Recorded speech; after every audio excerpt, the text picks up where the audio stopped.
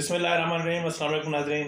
फरवाज NB news की तरफ से मैं आपका मेज़बान नवाज़ भुट्टो आपकी खिदमत में हाजिर। नाज़रीन, इमरान कहता है कि chief of army staff general Qamar Javed Bajwa को तोसी देना मेरी गलती थी, और जनरल कमर जावेद बाजवा कहता है कि इमरान खान को लाना मेरी गलती थी, और कल इमरान कहेगा कि परवेज़ इलाही को वज़ीर आला बनाना मेरी गलती थी। अब वही इमरान खान कहता है कि जो है वो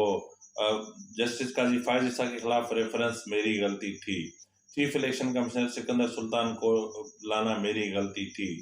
सब इमरान खान की गलतियां थीं।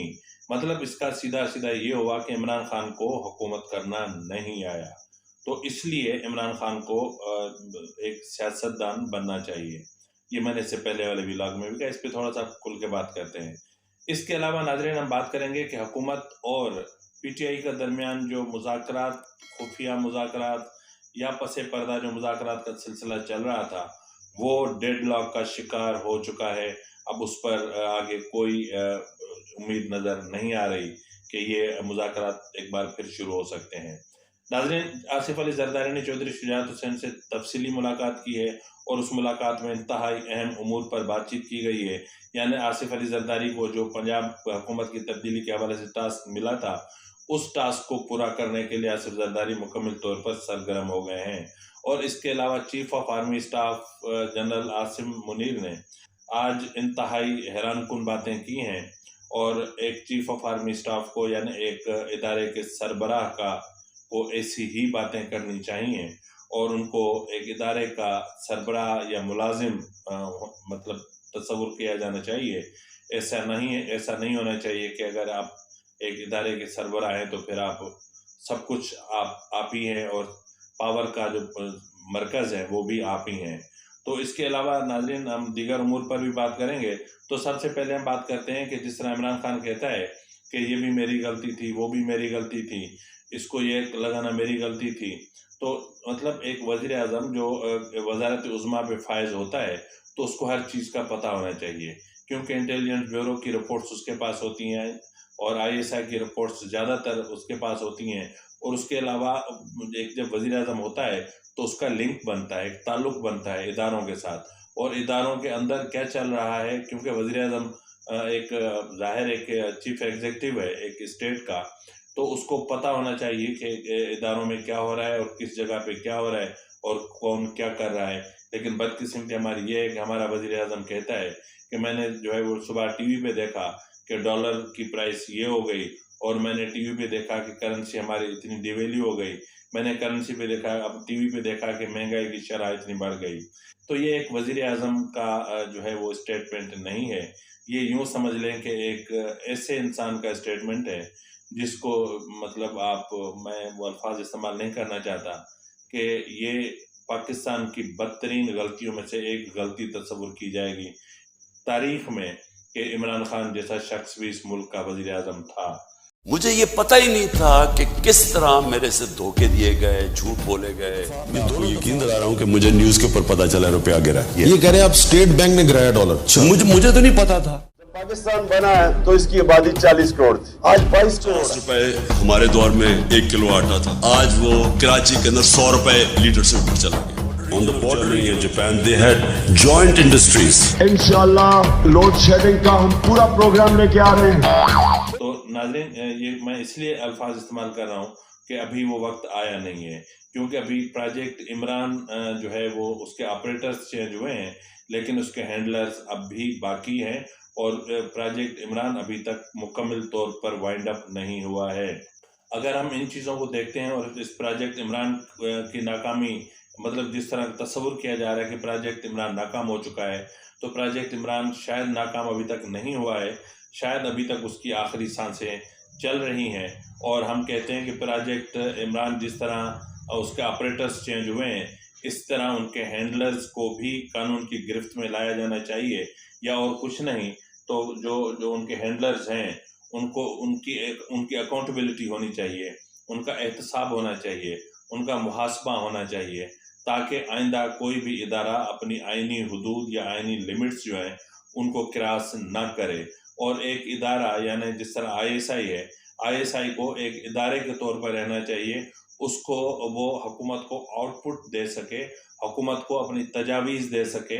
ऐसे इदारे का ऐसा काम नहीं होना चाहिए कि वो हुकूमत को डिक्टेट करे या फिर मिनिस्ट्रीज़ को डिक्टेट करे या फिर अदलिया को डिक्टेट करे या फिर जजेस को डिक्टेट करे। तो ये डिक्टेशन देना और डिक्टेशन लेने के जो काम है ये बंद होने चाहिए। अब वक्त बदल चुका है, दौर बदल चुका है, हालात बदल चुके हैं। अब लोगों की सोच वो नहीं रही। अब हर शख्स अपने आप में एक रिपोर्टर बन के फिर रहा है। जिसकी जेब में एंड्रॉयड सेल फोन है वो समझ लें कि वो एक चलता फिरता कैमरा है और वो चलता फिरता रिपोर्टर है, और जहां उसको जो चीज़ आती है 2 लम्हों में वही चीज़ सोशल मीडिया पे वायरल हो जाती है। तो इस तरह की चीज़ें सामने आने से इदारों का वक़ार, इदारों की इज़्ज़त, इदारों का जो शान है वो मुतासिर होता है। और अगर हाँ, जिस तरह हमारे पाक फ़ौज है, पाक फ़ौज की कुर्बानियों को देखें, पाक फ़ौज की हम इन चीज़ों को देखते हैं तो फिर हमें हमारे जहनों में कई सवाल जन्म लेते हैं कि अगर हमारी पाक फ़ौज ऐसी है तो फिर क्या है। अगर जनरल आसिम मुनीर साहब को ये नज़र आया है कि ISI जो है वो सियासत में मुदाखलत कर रही थी, या उनको ये अगर नज़र आ रहा है कि पाक फ़ौज की सियासत में मुदाखलत थी, तो उनको ये भी नज़र आना चाहिए कि पाक फ़ौज में बिजनेस भी हो रहा है, कारोबार भी हो रहे हैं, कैंटोनमेंट की ज़मीन का मिसयूज़ भी हो रहा है। मतलब जिस तरह सुप्रीम कोर्ट में एक मैटर अभी तक पेंडिंग में है, वो उस पर अभी तक कोई फैसला नहीं आया। यकीनन ज़ाहिर है कि जब एक इदारे से मुतालिक अहम तरीन जस्टिस गुलजार की मैं बात कर रहा हूँ, तो उन्होंने जब इस केस को सुना था या देखा था तो वो अभी तक कोर्ट में पेंडिंग है कि जिस तरह कैंटोनमेंट एरियाज़ की ज़मीन का मिसयूज़ होता है, जिस तरह अंदर अपार्टमेंट्स बनाए जाते हैं, या जिस तरह जो है वो आला फौजी अफसरान मतलब नौकरी में होते हुए बड़े बड़े बिजनेस करते हैं, और जिस तरह फ़ौज के इदारा जो है वो एक मतलब जो उनका दिफाई बजट है वो मतलब हैरानकुन तौर पर, आप अगर बजट के आदाद शुमार देखेंगे तो आप हैरान हो जाएंगे। लेकिन इसके बावजूद जो है वो इदारा अपने तौर पे भी बिजनेस कर रहा है, कारोबार कर रहा है। अगर पाक फौज जैसे इदारे कारोबार करेंगे, बिजनेस करेंगे, मतलब तो फिर कल को अगर जंग होती है या सरहद पर कशीदगी होती है तो फिर ऐसी सूरत हाल में ये फौजी अफसरान मुल्क का दिफा करेंगे या अपने बिजनेस का दिफा करेंगे या अपने कारोबार का दिफा करेंगे या अपने मुनाफों का दिफा करेंगे। तो बहरहाल जनरल आसिम मुनीर साहब को इस तरफ भी देखना चाहिए। ये इंतहाई अहम मामला है और उनको चाहिए कि वो सुप्रीम कोर्ट से सदा करें कि जो उनका केस पेंडिंग में है उसको देखा जाए, और उसमें जो ऑब्जर्वेशंस आई हैं या जो फैसले आए हैं, या जिस तरह जो है वो दिफा के नाम पर ज़मीन हासिल करके और अरबों रुपए की ज़मीन चंद लाखों या करोड़ों में हासिल करके फिर उन पे एक धंधा किया जाता है या बिजनेस किया जाता है, इसको ज़रा देख लेना चाहिए। ये हमारी रिक्वेस्ट है, और जाहिर है कि अभी तक हमें ये पता नहीं है कि आप मुकम्मल तौर पे गैर सियासी हुए हैं या नहीं हुए हैं, तो इसलिए हमें बात करते हुए आज भी डर लगता है, क्योंकि आप जो है वो एक होली काऊ आज भी मुक़द्दस गाय की सी हैसियत रखते हैं, और हमें आज भी अख्तियार नहीं है कि आपके दाखिली मामलात में बात करें, और हम में आज भी ये इतनी इखलाकी हिम्मत नहीं है कि हम आपको कह सकें कि आप ज़रा अपना ऑडिट करवा लें, और जितना आपको दिफाई बजट मिलता है उसका एक ऑडिट भी होना चाहिए, और वो ऑडिट पब्लिक भी होना चाहिए, और आवाम को भी पता होना चाहिए कि उनके टैक्स का पैसा कहाँ खर्च हुआ। अपना चीफ ऑफ आर्मी स्टाफ साहब, हम आपके सामने ये भी कह सकते हैं कि आज भी हमें इतनी इखलाकी जुर्रत नहीं है कि हम खुल के आपसे मिसिंग पर्सन्स के मामले पर बात कर सकें। जो मिसिंग पर्सन्स हैं उनके फैमिलीज़ के दुखों की बात कर सकें, उनकी बेवाहों के आंखों से बहते हुए आंसुओं की बात कर सकें, उनके सिसकते बिलकते बच्चों की बात कर सकें, उनके दुख और तकलीफ़ में, अजियत में मुब्तला जो छुप छुप कर रोते हैं, हम उनके वालिदैन के दुखों, तकलीफ़ों और अजियतों की बात कर सकें, उनके वालिदैन की टूटी और झुकी और मुड़ी हुई कमर की बात कर सकें। हम बात नहीं कर सकते। आज भी हमें डर लगता है, आज भी हमें डर लगता है कि हम आपसे किस तरह मुखातिब हों, क्योंकि क़याम पाकिस्तान के बाद से लेकर आज तक पाक फ़ौज का एक ऐसा किरदार रहा है जिसने सियासत में जो है वो एक मतलब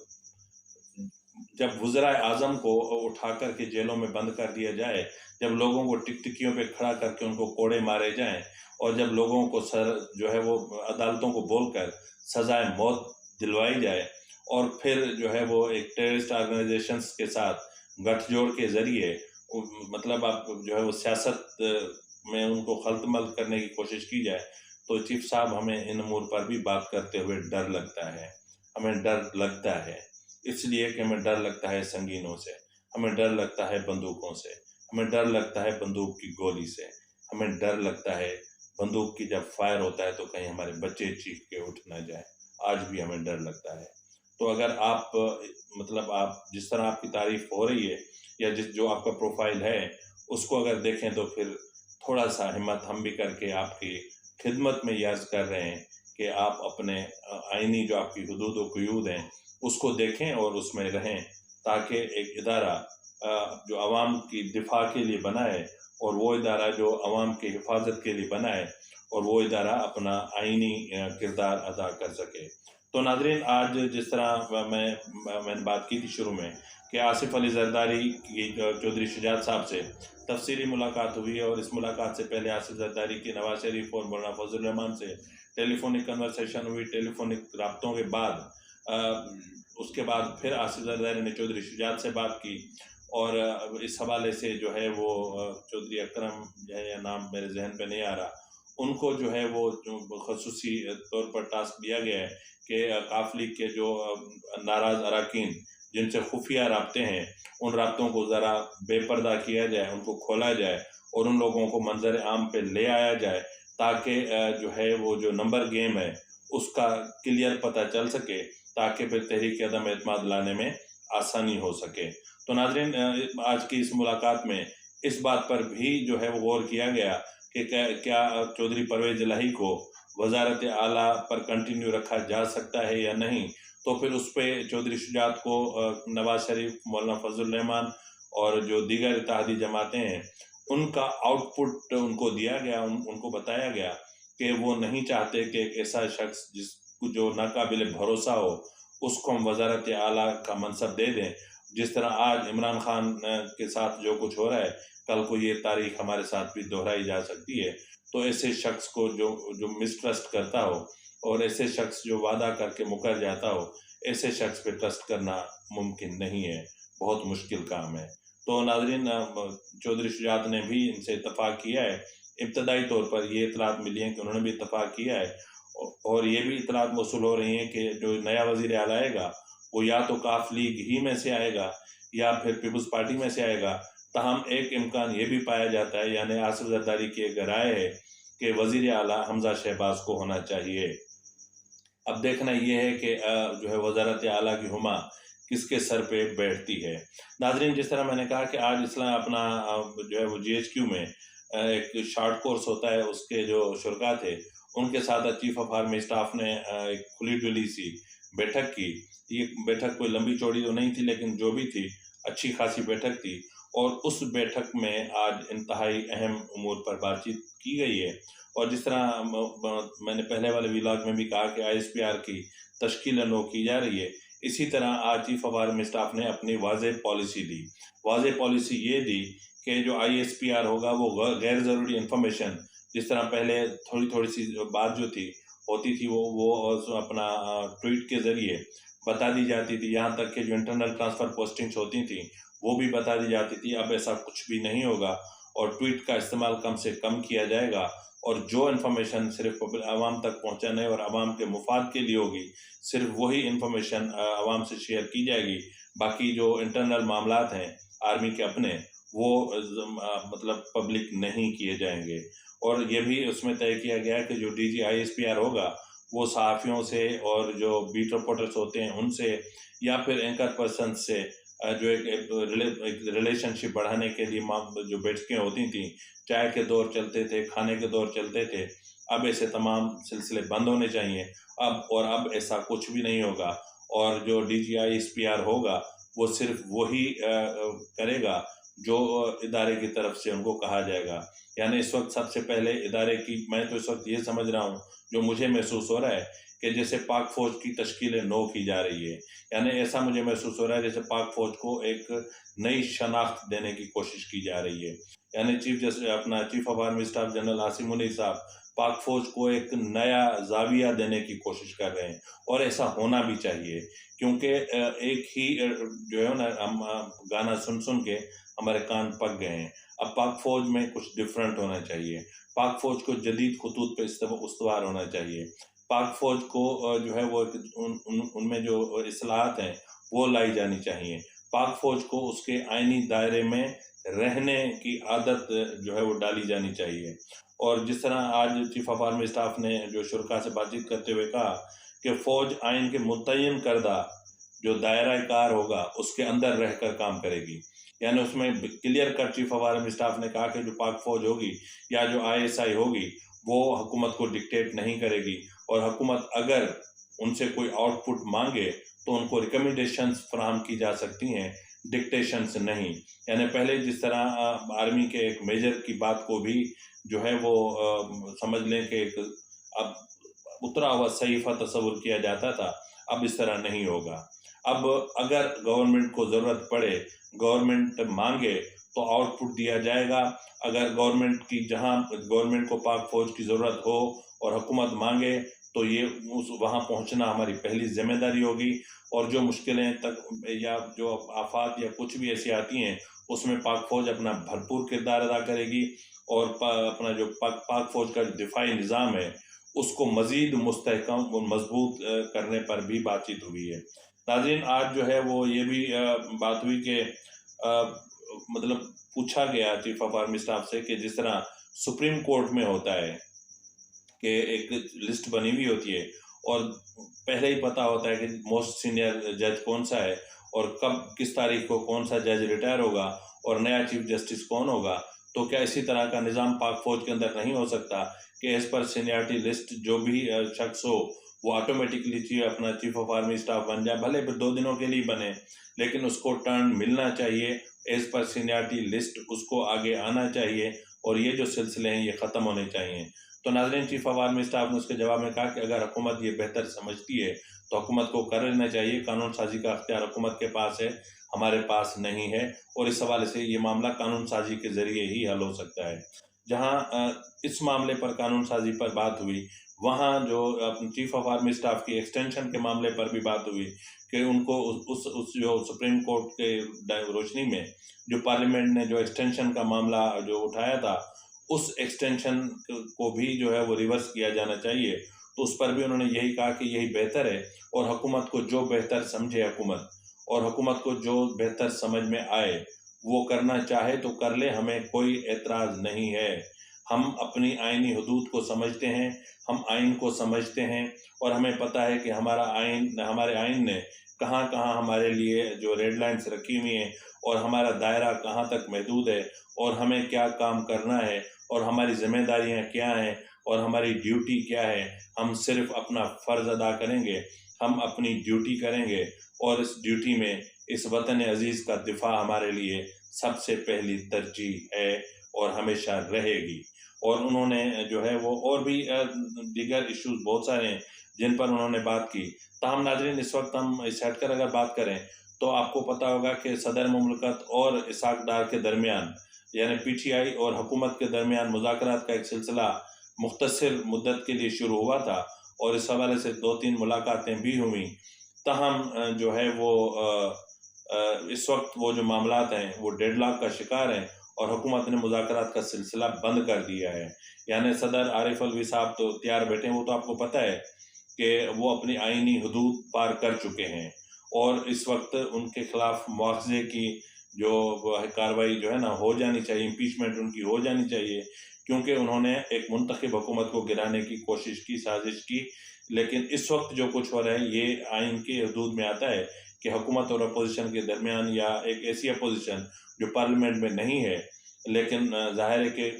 कोई ना कोई उनका किरदार कहीं ना कहीं से है, तो उस हवाले से जो किरदार अदा कर रहे हैं वो सही है। नाज़रीन, यहाँ पर मैं एक और चीज़ भी कहता चलूँ, ये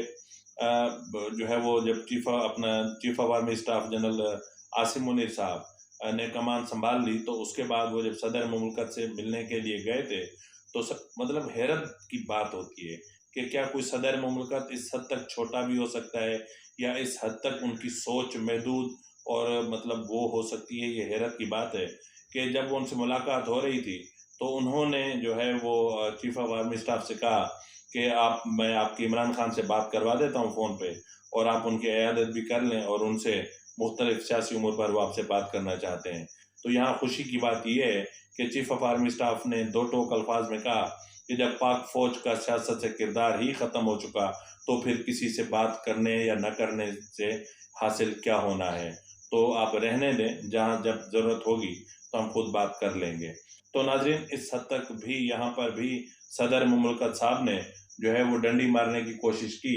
और मामलात को घुमाने की, या मतलब मामलात को अपनी तरफ ले जाने की कोशिश की। ये हैरानकुन बात है